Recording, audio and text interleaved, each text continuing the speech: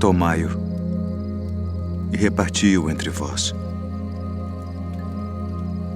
Porque vos digo que já não beberei do fruto da vide até que venha o reino de Deus.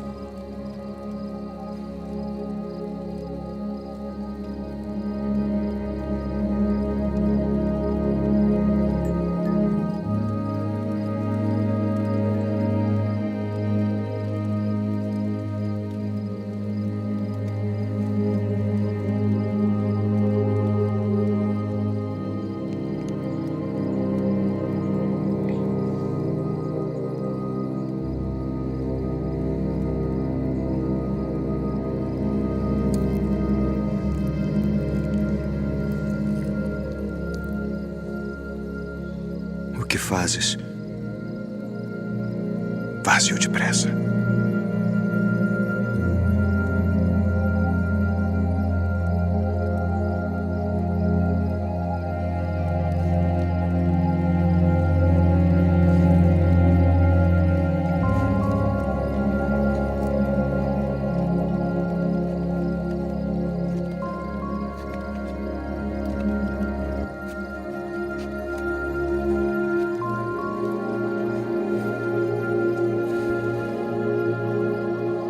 Isto é o meu corpo, que por vós é dado.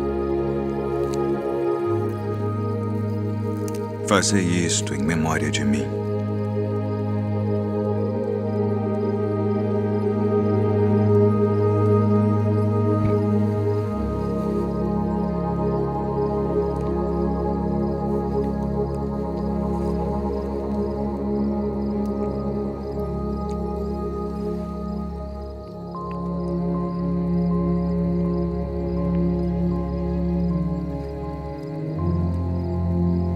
Este cálice é o Novo Testamento no meu sangue, que é derramado por vós.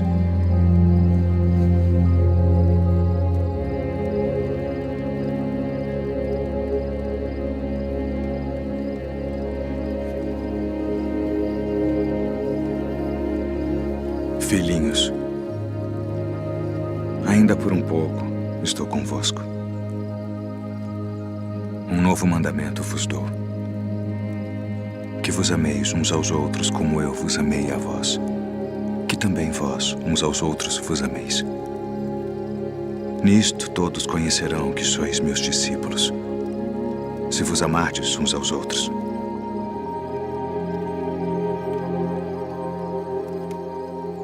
Deixo-vos a paz. A minha paz vos dou. Não vou-la dou como o mundo a dá. Não se turbe o vosso coração, nem se atemorize. Saí do Pai e vim ao mundo. Outra vez deixo o mundo e vou para o Pai.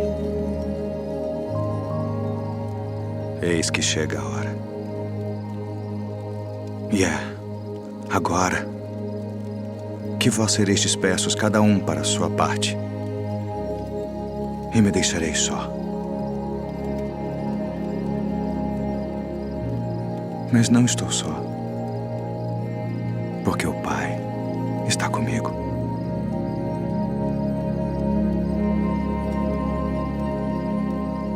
Tenho-vos dito isto para que em mim tenhais paz. No mundo tereis aflições, mas tende bom ânimo.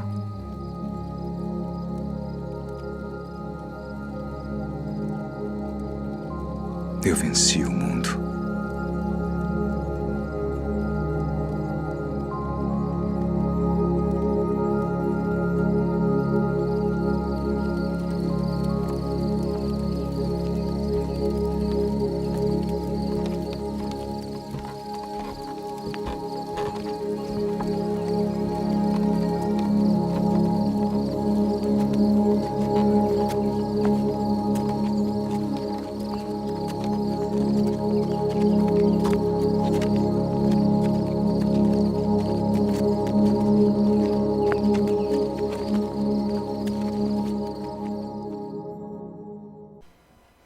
Olá, meu irmão, olá, minha irmã.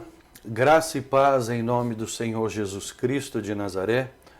Nós estamos aqui para mais uma aula da nossa Escola Bíblica Dominical, onde nós vamos entrar hoje na lição número 12 do nosso livro de discipulado. Esse livro que você pode adquirir lá no site nasalivros.com.br. Vai aparecer aqui embaixo o site. E nós, então, estamos entrando aqui no capítulo número 12, esse capítulo que vai falar sobre a ceia do Senhor. Que assunto maravilhoso! Você viu o vídeo, um vídeo muito bonito, né, que nós colocamos na introdução dessa aula, mas nós precisamos entender, irmãos, tudo que nós fazemos no cristianismo, nós precisamos entender o porquê, porque tudo no cristianismo tem um porquê. A fé não é louca e tudo está baseado na palavra de Deus. Portanto, tudo aquilo que não está na palavra de Deus precisa ser rejeitado por cada cristão. Mesmo que seja uma tradição, boa tradição, mas, meu irmão, tem que ter respaldo bíblico. Os cristãos têm a Bíblia como sua regra de fé e prática. Então nós vamos entender hoje o que é a ceia do Senhor. Nós vimos já, meu irmão, numa outra sala, num outro tópico, que foi o tópico do batismo nas águas. E nós vimos ali que o batismo nas águas é um mandamento do Senhor e que nós conceituamos e falamos como um sacramento. Sacramento é um mandamento, uma ordenança. Nós, como protestantes, nós entendemos que só existem 2 sacramentos na igreja cristã. Porque um sacramento, se ele é uma ordenança, ele precisa ser ordenado pelo dono da igreja, que é o Senhor Jesus. Jesus, ele deu 2 ordens a respeito do que deveríamos fazer pela fé. Batizar, né? Ou seja, ide por todo mundo, né, ensinando, né, e batizando. Mas também diz de participarmos da ceia do Senhor. Jesus nunca deu uma ordenança para se casar, certo? Então, um casamento, nós como protestantes, nós não podemos entender que seja um sacramento. Nós não podemos entender também os outros 5 sacramentos da Igreja Católica Romana como um sacramento nosso. Então, nós entendemos como protestantes que existem 2 sacramentos, batismo nas águas e a Santa Ceia, a ceia do Senhor, que nós vamos estudar aqui hoje como o segundo sacramento. O que é a ceia do Senhor? A ceia do Senhor, ela é uma verdade central da nossa fé. A comemoração da ceia, ela comemora uma verdade central da nossa fé. E nós precisamos então entender, irmãos, como sendo uma centralidade da nossa fé, nós precisamos saber o que é a Santa Ceia. O nosso manual, o Manual da Igreja do Nazareno, ele tem os seus artigos de fé, ou seja, é a nossa declaração de fé. Dentre os nossos artigos de fé, existe o artigo da ceia do Senhor. E o nosso manual define assim a Santa Ceia, a ceia do Senhor. É essencialmente um sacramento do Novo Testamento que é declarativo da morte sacrificial de Jesus e de que os crentes, pelo merecimento da morte de Cristo, têm vida e salvação e promessa de todas as bênçãos espirituais em Cristo. Ou seja, quando nós participamos da ceia do Senhor como um sacramento, né, uma ordenança, nós estamos declarando que Jesus Cristo morreu na cruz, teve seu corpo partido e seu sangue derramado na cruz do Calvário para salvar o homem dos seus pecados. Quando nós fazemos isso, irmãos, nós estamos declarando publicamente a nossa fé no Senhor Jesus Cristo, mas também didaticamente nós estamos falando para as crianças que estão no templo de que Jesus morreu na cruz do Calvário. É uma forma teatralizada, é uma forma didática de mostrar e visual de mostrar para as pessoas a respeito do sacrifício do Senhor Jesus na cruz. E também, nós vamos falar aqui mais para frente, é também um memorial para que nunca ninguém se esqueça de que Jesus Cristo morreu na cruz para salvar os homens dos seus pecados. Irmãos, nós sabemos que a Bíblia ela é dividida em duas grandes partes. Quais são? Você se lembra? Lógico, o Antigo e o Novo Testamento. Nós temos ali, então, 39 livros do Antigo Testamento e 27 do Novo Testamento, perfazendo 66 livros. Tudo o que está no Novo Testamento está no Antigo Testamento. O Antigo Testamento, ele é conhecido como as sombras do que haveriam de vir. Então, entenda uma coisa, meus irmãos, é uma grande ignorância um pastor ou um crente, um cristão, dizer, isto é do Antigo Testamento, então eu não tenho que viver. Olha, queridos, o Novo Testamento, para que os livros do Novo Testamento, os 27 livros, eles fossem considerados sagrados, eles tinham que ter o seu equivalente. Um dos pré-requisitos é que houvesse o seu equivalente no Antigo Testamento, sabe? Então, do Antigo Testamento, nós não vivemos mais a lei do Antigo Testamento, porque Jesus Cristo cumpriu a lei. Então, aquilo que era impossível para nós, que era cumprir a lei, nós cumprimos a lei na fé no Senhor Jesus Cristo. E isto é graça. Então, lá no Antigo Testamento, todas as doutrinas cristãs que nós vivemos, que estão no Novo Testamento, elas também têm o seu componente lá no Antigo Testamento tipificado, através de um tipo, de algo tipificado lá no Antigo Testamento. E nós vamos ver que a Santa Ceia, a ceia, ela está bem tipificada lá no Êxodo, quando nós vemos da primeira Páscoa que foi celebrada pelo povo de Deus, ainda no Egito, que está lá no livro de Êxodo. A palavra Páscoa significa passagem. No hebraico, Pesach significa passagem. Que passagem é esta? Nós entendemos que o povo estava fazendo um êxodo, né? E eles estavam, então, êxodo significa saída.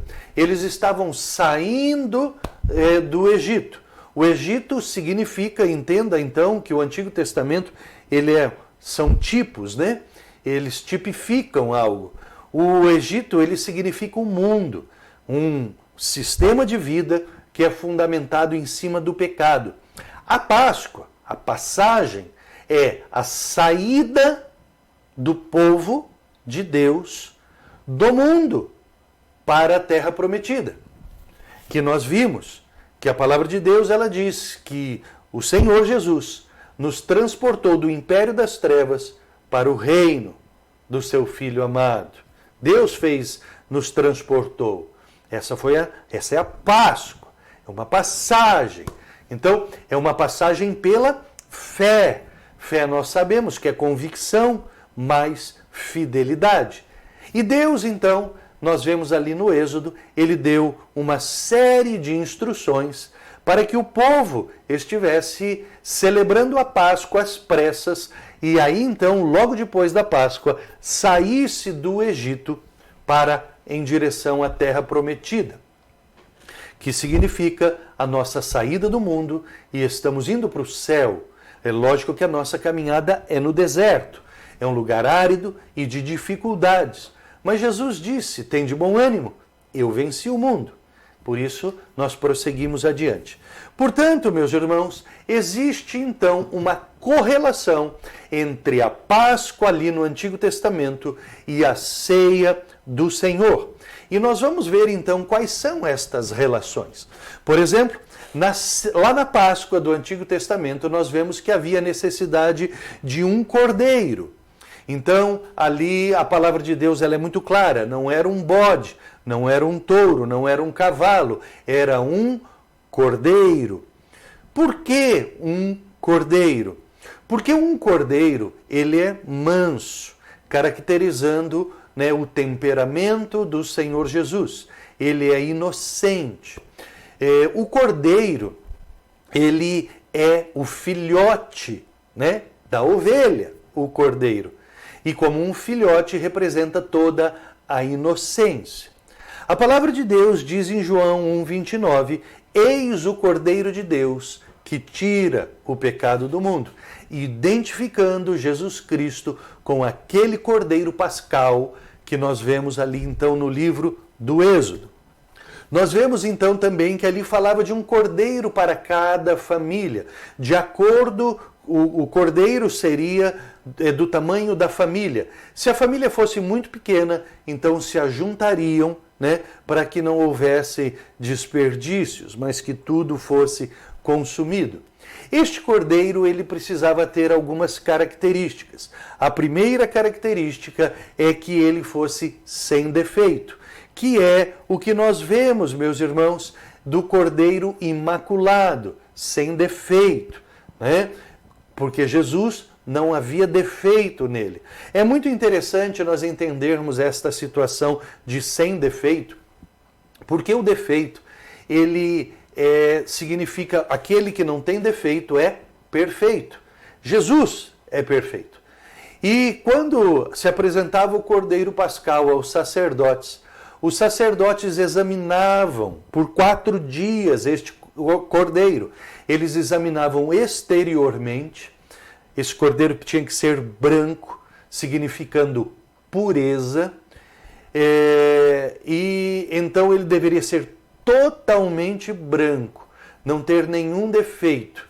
Então, significando a pureza que o Senhor Jesus também tem. E depois ele era morto, ele era sacrificado.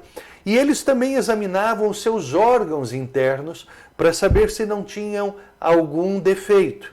Não tendo defeito, esse cordeiro seria totalmente queimado, então, em holocausto. O holocausto significa uma oferta totalmente queimada de aroma agradável a Deus, né? Representando o sacrifício do Senhor Jesus, então, o cordeiro, aquele imaculado, sem defeito, puro, né? Com uma essência mansa, né? Sem pecado, e ele foi sacrificado e foi um sacrifício agradável ao Senhor. Tinha que ser um macho de 1 ano, né? Porque Jesus era homem, de 1 ano, representando também a inocência, certo? Muito bem, este sacrifício teria que ser à tarde, no sacrifício da tarde. O horário em que o cordeiro era sacrificado seria entre as 15 horas, às 3 horas da tarde, e às 17 horas, às 5 horas da tarde. Jesus Cristo, meu irmão, ele entrega o seu Espírito exatamente na hora nona. A hora nona que você vê lá no Novo Testamento era às 15 horas, às 3 horas da tarde, a hora do sacrifício da tarde. Você está vendo que tem relação, né? Tem uma relação muito maravilhosa. Também ali no Êxodo fala que o sangue daquele cordeiro que foi sacrificado precisa ser passado nos umbrais ou na verga das portas, que é aquilo que nós chamamos de batente hoje, o batente das portas. Porque o que significa o batente das portas? Significa o quê? Que naquele batente, né, ali ele estava abençoado pelo sangue do cordeiro. E os umbrais das portas, onde havia então o sangue do cordeiro, o anjo da morte passaria por cima das casas, e aonde houvesse o sangue do cordeiro, ele não entraria para matar ninguém. Ou seja, o salário do pecado é a morte, mas o dom gratuito de Deus é a vida eterna em Cristo Jesus. Ou seja, nós temos garantida a vida eterna. O sangue nos umbrais da porta significa isso, vida eterna, que a morte não tem poder sobre aqueles que estão debaixo do sangue de Jesus. Que bonito, né, irmãos? Que bonito. Nenhum osso daquele cordeiro poderia ser quebrado, né? Nós vemos que Jesus, quando foi crucificado, ele estava crucificado no meio de 2 ladrões. Era muito comum naquela época que quando um crucificado, porque a cruz era a pena capital maldita, né, que os romanos utilizavam para a pena de morte para muitas pessoas, mas quando aquela pessoa resistia muito e não morria muito rápido, eles vinham com varas, pedaços de pau bem fortes e quebravam as pernas dos crucificados. Por quê? Porque isso acelerava a morte. Então, eles quebravam as pernas em vários lugares. E esta pessoa, então, morria de embolia gordurosa, porque dentro dos ossos existe o que nós chamamos de tutano. Esse tutano é um material gorduroso. Quando se quebra em vários pedaços, né, são traumas muito grandes. Essa gordura que está dentro dos ossos, essa medula, ela pode adentrar aos vasos sanguíneos que foram também dilacerados por causa daquelas pancadas, e aquela gordura então ela sobe aos pulmões e sufoca a pessoa e ela morre do que se chama de embolia gordurosa. Existem também outros tipos de embolia, mas nesse caso seria gordurosa. Quando foram para quebrar as pernas de Jesus, ele já estava morto. Então também se cumpre o que diz a palavra, que nenhum osso foi quebrado do Senhor Jesus. Porque lá no Êxodo disse para que não se quebrasse nenhum osso do cordeiro. Que bênção, né? Então eu falei tudo isso para você ver, para você conhecer e entender que há necessidade de se ter esta correlação do Novo Testamento no Antigo Testamento. E o Antigo Testamento, muitas vezes, ele nos ensina e nos deixa mais fácil de entender as coisas que estão no Novo Testamento. Porém, hoje, nós, então, temos esta ordenança, este sacramento, que é a ceia do Senhor instituída por Jesus numa Páscoa, na sua terceira Páscoa, que ele passa que ele celebra junto com seus discípulos, e ele institui então a ceia do Senhor. Ou seja, a Páscoa do Antigo Testamento, ela está para a ceia do Novo Testamento, assim como a circuncisão do Antigo Testamento está com o batismo nas águas do Novo Testamento.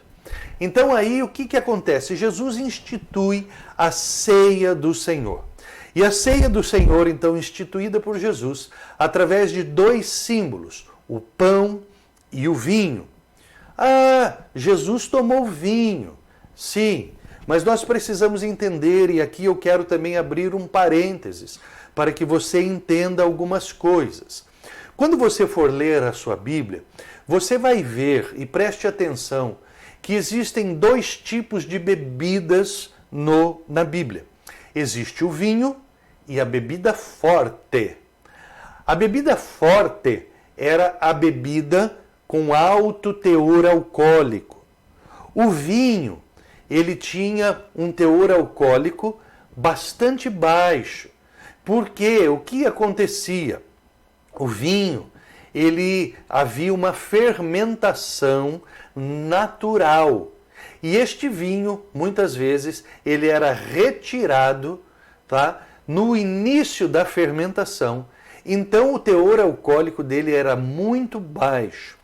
Existem estudos que dizem, irmãos, que o teor alcoólico do vinho daquela época é muito parecido com o mesmo teor alcoólico que existe nos nossos panetones de hoje. Eu não sei se você sabe, mas os panetones, por causa das frutas cristalizadas, precisa ter álcool para que ele seja conservado, de conservante. Tanto que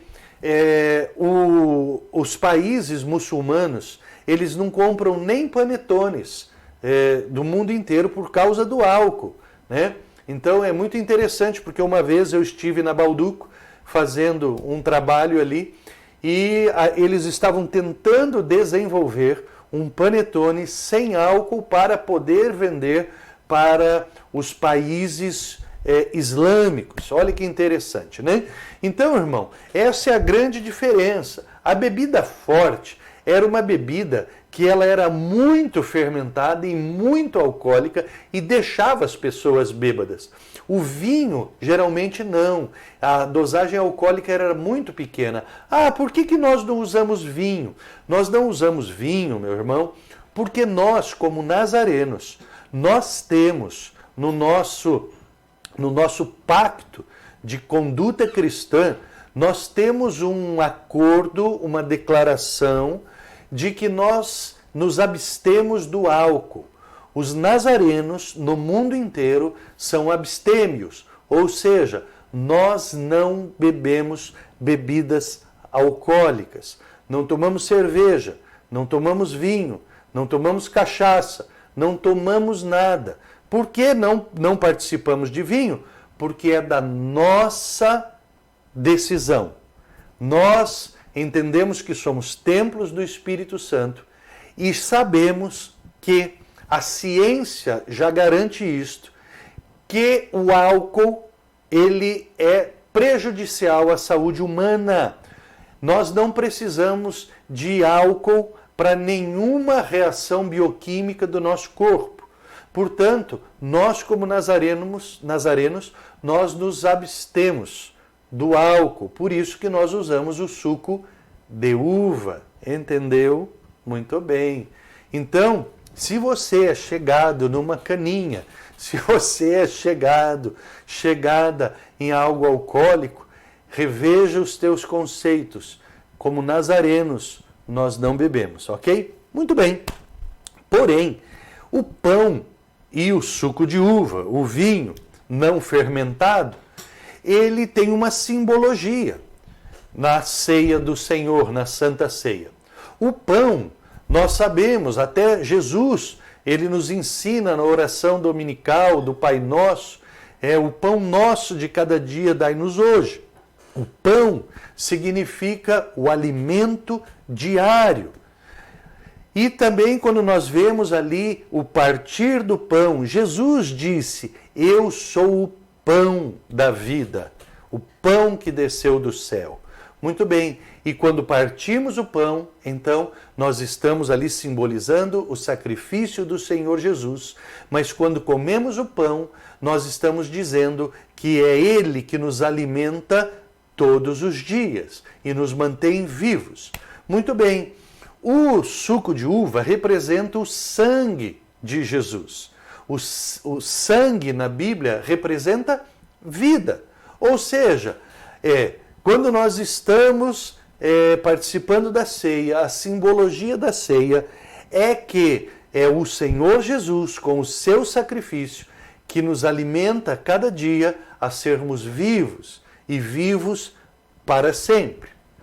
A ceia do Senhor também, Jesus disse, fazei isto em minha memória. É um memorial, ou seja, é algo que fazemos para que nunca ninguém se esqueça do sacrifício do Senhor Jesus e que as nossas crianças, elas cresçam, já sendo ministradas pela fé cristã, ok?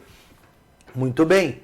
Você está entendendo o que significa a ceia do Senhor? Está entendendo? Muito bom. Espero que sim. Mas quem pode participar da ceia? Muito bem, quem pode participar da ceia são aqueles que entregaram verdadeiramente suas vidas a Jesus e reconhecem Jesus como seu único e suficiente Salvador e têm vivido uma vida digna de ser chamado Filho de Deus, ou seja, que abandonou o pecado, saiu do mundo, já teve esta passagem, abandonou os pecados, deixou-os para trás e vive uma vida de santidade. Ou seja, nos identificamos com a morte de Jesus e vivemos a vida que Jesus teve hoje, uma vida sem pecado, imaculada. Nós estamos sendo transformados a cada dia. Muito bem, são os discípulos do Senhor. A palavra discípulo significa aquele que segue alguém. Nós seguimos ao Senhor Jesus. Nós somos discípulos dele. Também diz que são aqueles que são dignos, no sentido de ter merecimento. Por que nós merecemos participar da ceia? Porque abrimos mão das nossas vidas. O mérito todo da morte e do sacrifício foi de Jesus. Mas nós abrimos mão da nossa vida e nossa vida não nos pertence mais. Ela pertence a Jesus Cristo. E isso nos torna dignos de participarmos da ceia do Senhor. Porém, o apóstolo Paulo, ele nos ensina na sua primeira carta aos Coríntios, no capítulo de número 11, que nós devemos fazer um autoexame para participarmos da ceia. O que é este autoexame? Nós precisamos nos examinar a nós mesmos. Não é julgar ninguém, é um autoexame. Auto significa próprio, um próprio exame. Então nós nos examinamos. Em que sentido? Se nós estamos levando uma vida digna de ser chamado filho de Deus. Se nós realmente abandonamos o pecado. E se não o abandonamos, e se existe na nossa vida alguma prática pecaminosa ou algo que ofenda a Deus, a palavra diz assim: examine-se o homem a si mesmo, e depois desse exame, coma do pão e beba do cálice. Isso significa que tem que haver arrependimento e abandono caso haja algo que seja pecaminoso nas nossas vidas ou que ofenda a Deus. E aí nós participamos, então, da ceia do Senhor. Eu quero fazer só uma alusão aqui, porque no nosso livro 101, no item 4.4, discernimento, ele fala aqui a respeito de Judas ter participado indignamente da ceia do Senhor. Eu não entendo desta forma. Eu creio, ao estudar os evangelhos, que Judas não participou da ceia do Senhor. Ele participou antes da alimentação, do jantar, porque nós vemos bem ali, então, que Jesus, então, senta-se à mesa, eles partilham o pão, isso significa eles participaram de uma alimentação como uma janta, né? E você viu aí bem no filme que iniciamos aqui, de que Judas, ele comeu, né? Você viu que Jesus, ele molhou o pão no suco, no vinho, e deu para Judas, né? Este ato não era a ceia, este ato era o alimento. Então, assim, eu só faço uma ressalva, porque eu entendo, pelos meus estudos, e bem como muitos teólogos, de que Judas não participou da ceia do Senhor. Ele sai antes, e Jesus espera que ele saia para aí, então, instituir a ceia do Senhor. É a única ressalva que eu faço sobre aqui o nosso livro, sem desmerecer o pastor Vinícius Couto, que é um doutor em teologia, né, meu amigo, querido, pessoal, né, que é um homem inteligentíssimo. Não estou desmerecendo ele tem um outro entendimento. Muito bem. Na página 102, você vai encontrar as 4 questões: o que é a ceia do Senhor, cite algumas tipificações da Páscoa que apontavam para a nova aliança. Boa pergunta, né? Quais circunstâncias temporais a ceia aponta? Aqui ele fala de algumas coisas que eu não abordei. Depois você vai ler o seu livro e responder, né? E quem pode participar da ceia do Senhor? Que legal, muito bom. Eu gostei muito de participar desta aula. Se você quiser comprar o livro, você encontra lá no site www.nasalivros.com.br, recebe na sua casa. Na semana que vem, nós estaremos falando do último capítulo deste livro. Vamos falar sobre dízimos e ofertas.